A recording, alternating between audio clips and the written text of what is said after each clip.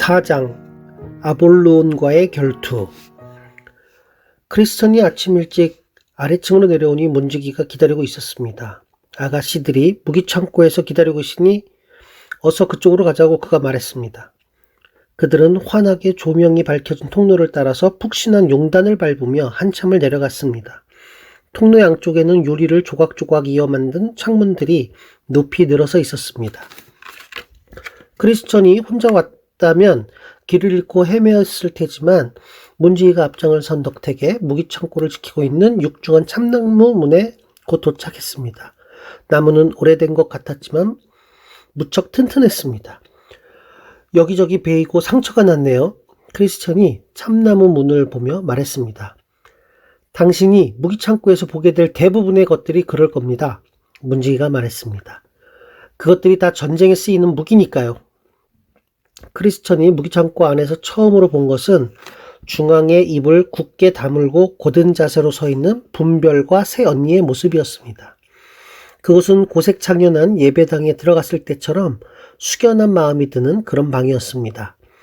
짙은 색의 석가래들이 이쪽 벽에서 저쪽 벽을 가로질러 천장 아래 놓여 있었고 그 아래 천성으로 가는 순례자들의 이야기를 묘사한 밝은색 깃발들이 걸려 있었습니다. 대부분의 깃발들은 아직 미완성으로 남아 있었습니다. 벽에는 방패와 흉패와 투구가 걸려 있었고 그 아래쪽에 정강이 보호대와 비늘로 덮인 장갑들이 쌓여 있었습니다. 대부분의 갑옷들은 반짝반짝 광이 나는 새 것이었지만 격렬한 전투의 흔적으로 군데군데 움푹 패이고 상처가 난 것들도 많았습니다. 이것들은 전투를 할 때 필요한 전신갑주였습니다. 신중히 벽에 걸린 흉패를 가져다 크리스천에게 입혀주며 말했습니다. 이것이 죽음을 휘두르는 자로부터 당신을 보호해 줄 것입니다.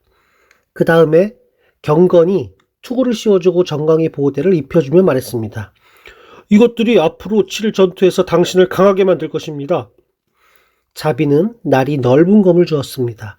손잡이에는 황금 장식이 새겨져 있었고 당금질로 재련한 칼날은 만지기만 해도 서늘한 기운이 느껴졌습니다. 분별은 원형의 커다란 방패를 전해주며 말했습니다. 이것이 사악한 자의 화살에서 당신을 지켜줄 것입니다.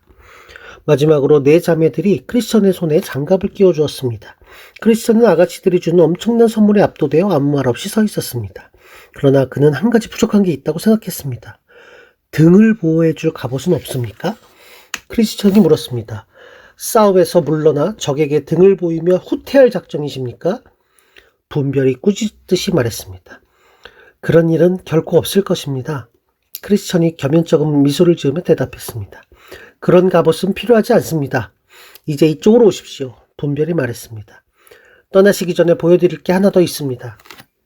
그들은 크리스천을 데리고 궁전의 가장 높은 망루로 향하는 계단을 올라왔습니다. 크리스천은 아래를 내려다보았습니다. 저 아래에서 새들이 지저귀며 날고 있었고 은빛 개울들이 태양빛을 반사하고 있었습니다. 남쪽을 보십시오. 분별이 한 곳을 가르치며 말했습니다. 이제 막 잎을 내기 시작한 포도나무와 녹색으로 물든 숲으로 꾸며진 넓은 평원이 짙푸른 산들과 절묘한 조화를 이루었습니다. 여러 개의 샘에서 흘러나온 가는 물줄기들이 산 아래에 이르러 시내를 이루고 그 둑을 따라 빨강하양 보랏빛 꽃들이 군락을 이루어 화려하게 피어 있었습니다. 저곳이 이 땅의 주인이신 임마누엘의 땅, 기쁨의 산입니다. 분별이 말했습니다. 저 산 정상에 오르면 천성의 문을 어렴풋이 볼 수 있을 것입니다. 크리스천은 당장이라도 가고픈 마음에 쏜살같이 계단을 뛰어내려갔습니다. 그 동작이 너무도 빨라 네 자매들이 따라잡기에는 역부족이었습니다. 크리스천은 계단 아래에 이르자 초조하게 왔다 갔다 하면서 네 자매를 기다렸습니다. 마침내 네 자매가 환하게 웃으며 계단을 내려왔습니다. 그들은 크리스천이 그렇게 조바심을 내는 이유를 크리스천보다 더 잘 이해하고 있었습니다. 크리스천은 네 아가씨에게 짧은 작별 인사를 건네고 감사의 마음을 깊이 전한 뒤에 길을 떠났습니다. 안녕히 계십시오. 크리스천은 밖에까지 배웅을 나온 문지기에게 인사했습니다. 당신이 내게 베푼 그 모든 친절 위에 임마누엘께서 함께 하실 것입니다. 크리스천, 부디 천성에 들어가시기를 빕니다. 문지기도 대답했습니다. 서두르시면 좀 전에 앞서간 순례자 한 사람을 만날 수 있을 것입니다. 그 사람 이름이 무엇입니까? 믿음이라고 합니다. 그렇다면 제가 아는 사람입니다. 멸망의 도시에 있을 때 제 이웃이었습니다. 그 사람도 천성을 향해 길을 떠났군요. 그렇습니다. 두 분이 동행하시면 좋은 친구가 될 겁니다. 두 분께는 서로 격려해줄 친구가 필요할 것입니다. 당신은 고난의 산처럼 험난하고 높은 곳을 정복했습니다. 그리고 지금은 겸손의 계곡이라고 불리는 아주 낮은 곳으로 내려갈 차례입니다. 임마누엘과 동행하십시오. 문지기 경계는 빵 한 덩이와 포도주 한 병과 건포도 한 주먹이 담긴 자료를 건네준 뒤에 오솔길 근처에서 작별했습니다. 크리스천은 조심스럽게 언덕을 내려가 깊은 계곡에 이르렀습니다.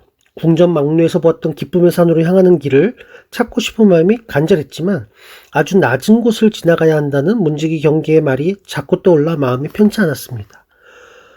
오전 무렵 크리스천은 평온하게 계곡을 지나가고 있었습니다. 주변의 높은 언덕들이 태양을 가려 사방이 어두컴컴하지만 땅은 그렇게 차지 않았고 험하지도 않았습니다. 그 계곡에는 생명체도 없었고 바람도 없었습니다. 크리스천의 발에 밟히는 자갈 소리를 빼면 아무 소리도 들리지 않았습니다. 너무도 조용하고 고요했습니다. 크리스천은 칼자루를 단단히 쥐고 걸었습니다. 방금 전까지만 해도 아무 소리도 나지 않았습니다. 그러나 지금 그는 느낄 수 있었습니다. 무슨 소리가 들리기 시작했습니다. 거대하고 기괴한 어떤 것, 발걸음으로 대지를 울리는 어떤 소리를 분명히 들었습니다. 크리스천은 칼자루를 쥐고 단호하게 섰습니다.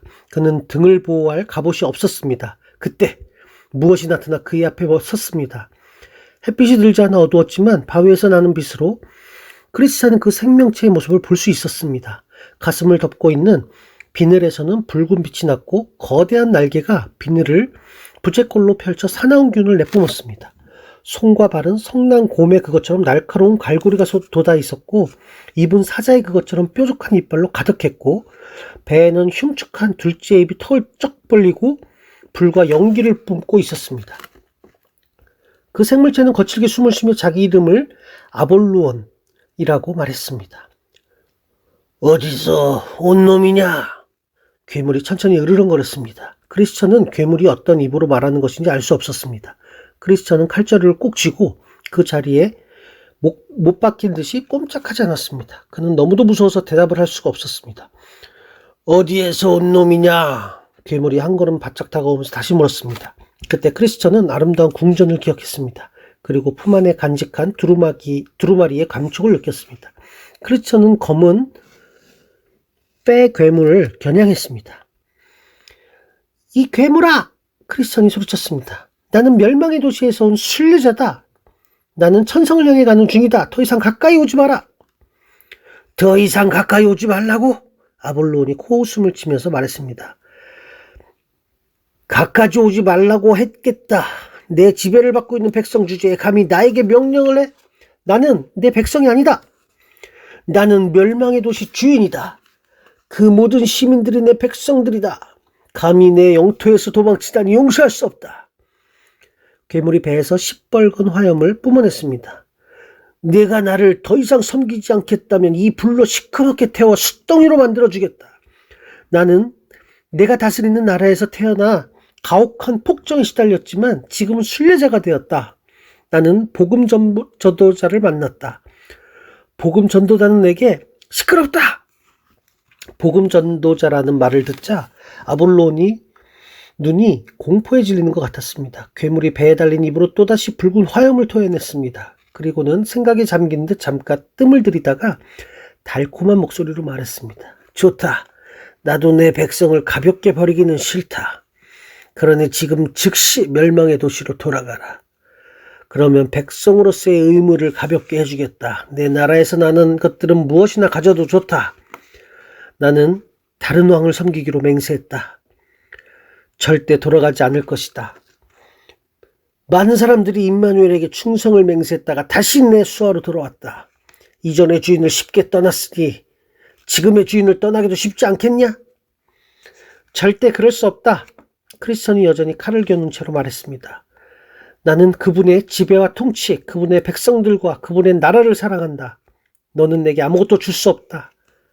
나는 이제 내 백성이 아니다. 더 이상 가까이 오지 마라. 나는 임마누엘의 종들이 행복한 결말에 이르지 못한 것을 보아왔다. 아볼론이 고소하다는 표정을 지으며 빈정댔습니다. 그리고 왼손에 있는 불타는 창을 만지작거렸습니다. 왜 그러는지 아는가? 내가 이 계곡에서 거의 다 죽였기 때문이다. 크리스천은 아무 대답도 하지 않았습니다. 대신 방패를 굳게 잡았습니다. 임마누엘이 너 같은 놈을 백성으로 받아줄 거라고 어떻게 확신하느냐? 너는 첫째 주인을 배신했다. 그것만으로도 내가 이미 둘째 주인에게 충성하지 않았다는 게 증명되는 것이다. 내가 언제 그분께 불충했느냐? 아볼론이 크리스천을 노려보며 한 발짝 더 다가왔습니다.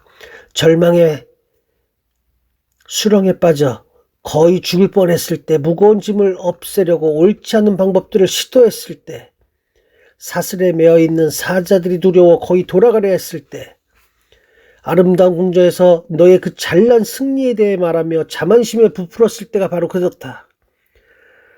내 말이 옳다. 크리스천이 수긍하며 말을 이었습니다.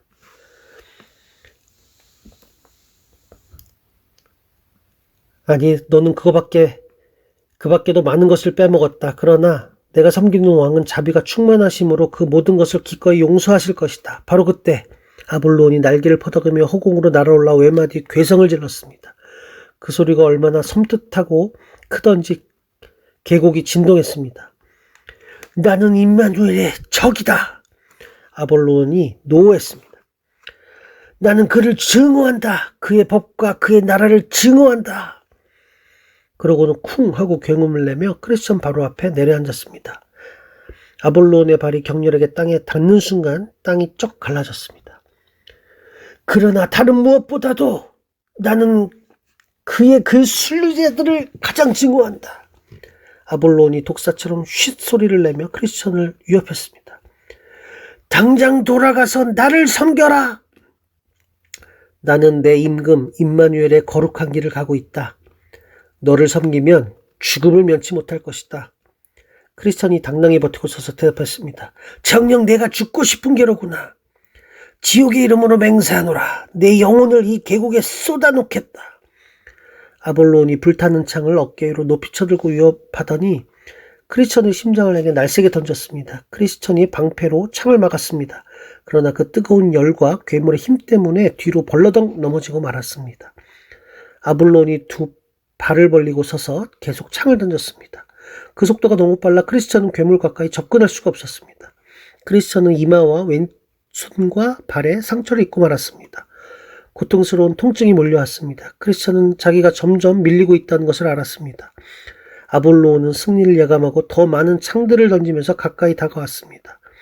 크리스천은 점점 힘이 빠져 방패를 들고 있기에도 벅찼습니다. 그들은 거의 반나절을 싸웠습니다. 크리스천은 점점 밀려났고 아볼론은 창을 계속 날리면서 가까이 접근했습니다. 그러자 아볼론의 날개에서 풍겨나오는 역한 냄새가 크리스천을 덮쳤습니다. 게다가 이마에서 흐르는 피가 눈으로 들어가 크리스천은 날아오는 창이 잘 보이지 않았습니다. 크리스천은 적에게 가까이 다가가 검을 휘둘러보지도 못하고 계속 당하기만 했습니다. 크리스천이 다시 한 걸음 물러나자 아볼론이 공중으로 날아올랐다가 쿵 소리를 내며 크리스천 바로 앞에 내려앉았고 크리스천은 그 충격으로 균형을 잃었습니다. 이에 아볼론이 더 가까이 오더니 날개를 퍼덕여 크리스천을 땅에 내동댕이 쳤습니다. 동시에 크리스천은 칼을 놓치고 말았습니다. 아볼론이 배에 달린 입으로 화염을 뿜어내며 승리의 괴성을 질렀습니다. 이 배신자 술래놈아, 불충의 대가를 받아라. 아볼론이 다시 허공으로 날아올랐습니다. 이번에는 땅에 쓰러져 있는 크리스천의 몸에 올라탔습니다. 아볼론은 괴성을 지른 다음 앞발톱을 날카롭게 세워 높이 치켜들고 크리스천의 얼굴을 향해 달려들었습니다. 그러나 바로 그때 크리스천이 임마누엘의 섭리를 따라 손을 뻗어 칼을 잡았습니다. 그리고 앞발을 들어 올려 무방비 상태가 된 아볼론의 옆구리 깊숙이 아주 깊숙한 곳까지 칼날을 찔러 넣었습니다. 우리는 우리들을 사랑하시는 이로 말미암아 너끈히 승리한다. 크리스천이 포효했습니다. 공포와 고통에 질린 괴물이 소름 끼치는 비명을 지르며 뒤로 물러났습니다. 칼자를 쥐고 있던 크리스천이 내 손이 괴물의 검은 피로 물들었습니다. 괴물은 왼쪽 옆구리를 감싸고 2번 비명을 질렀습니다. 그리고 검은 하늘을 향해 다시 소리를 지르더니 한쪽 날개를 흐느적거리며 어둠 속으로 사라졌습니다. 크리스천이 이제껏 보았던 싸움 중에서 가장 두려운 싸움이었습니다. 크리스천은 비틀거림이 일어났습니다. 크리스천의 몸은 자신의 피와 아볼로온의 피로 뒤범벅이 되었습니다. 그러나 그는 괴물이 허둥지둥 달아나는 것을 보며 미소를 지었습니다. 그의 마음에서 찬양이 터져 나왔습니다. 크리스천은 캄캄한 계곡 한가운데에 서서 찬양했습니다. 아볼론이 패배해서인지 아니면 크리스천이 찬양을 했기 때문인지 모르겠지만 그가 노래를 마치자마자 광명의 광선 한 줄기가 계곡의 암흑을 뚫고 들어가 길가에 있는 큰 나무 한 그루를 비추었습니다. 그 나무는 너무도 튼튼하고 푸르러 어두운 계곡조차도 죽일 수 없었습니다. 그것은 이 황폐한 땅에서 기적적으로 싹을 틔운 생명의 나무였습니다. 크리스천은 출혈을 먹게 하고 쓰라린 상처를 치료하고자 그 나무의 잎으로 피를 닦아내고 상처 부위를 감쌌습니다. 크리스천은 그 나무 아래 앉아 강력한 광명의 빛을 온몸에 받았고 아름다운 궁전의 문지기 경계가 준 빵과 포도주를 먹었습니다. 잠시 후에 그는 원기를 회복하고 일어났습니다. 그리고 다시 칼을 뽑아들었습니다. 아볼론과 같은 적이 언제 어디서 또 나타날지 알 수 없었기 때문입니다. 아볼론 같은 적은 더 이상 나타나지 않았습니다. 그러나 그것보다 더 흉악한 적들이 도처에 도사리고 있었습니다. 겸손의 계곡 끝자락은 사망의 음침한 골짜기로 이어졌습니다. 아볼론의 계곡이 어두웠다면 이 골짜기는 암흑 그 자체였습니다. 크리스천의 앞에 펼쳐진 길은 검고 또 매우 불안정했습니다. 땅은 도구로 가득해 모든 나무들이 죽어 있었습니다. 그 땅에 떨어진 빗물은 즉시 도구로 변해 나무 뿌리에 스며들었습니다. 골짜기에 부는 바람은 뜨겁고 메스꺼웠으며 사람이 내는 소리라고 생각하기 어려운 소름 끼치는 한탄과 신음소리를 싣고 왔습니다. 그곳에는 이름이 없는 생명체들이 살고 있었습니다.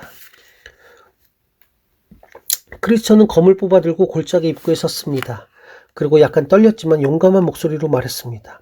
나는 임마누엘의 이름으로. 그런데 어디선가 공포에 질린 비명이 들려 크리스천은 말을 잇지 못했습니다. 잠시 후 덤불 속에서 두 사람이 비틀거리면서 나왔습니다. 두 사람은 황급히 서두르다 서로의 발에 걸려 넘어지고 말았습니다. 방금 사람 목소리 아니야? 둘 중 한 사람이 말했습니다. 안 돼! 가까이 가지 마!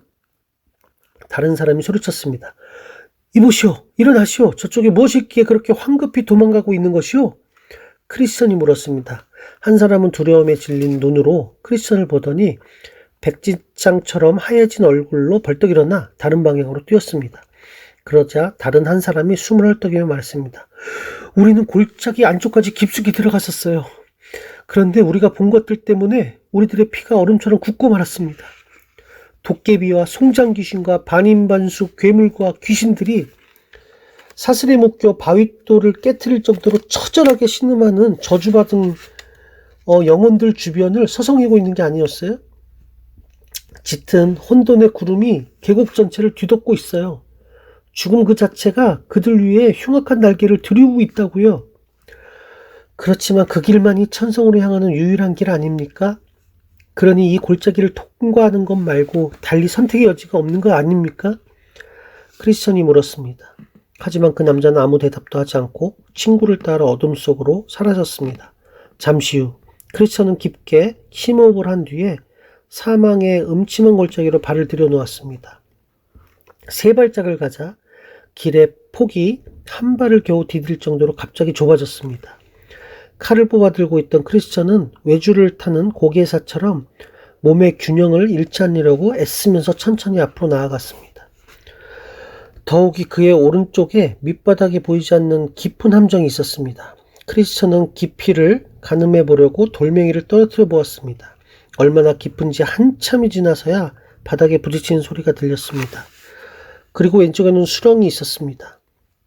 수렁의 진녹색 물 표면이 길 가장자리를 찰싹찰싹 때렸습니다. 수렁에 빠진 사람 중에서 밖으로 나온 사람은 아무도 없었습니다. 크리스천은 아주 천천히 움직였습니다. 왜냐하면 골짜기를 덮고 있는 암흑이 너무 짙어 앞으로 가려고 발을 들어 올릴 때마다 어디에 발을 내려놓아야 할지 도무지 알 수 없었기 때문입니다. 이제 그는 얼마나 오랫동안 그 길 위에 있었는지조차 알지 못하게 되었습니다. 그는 골짜기 입구에서 벌써 몇 시간째 분투하는 것 같았습니다.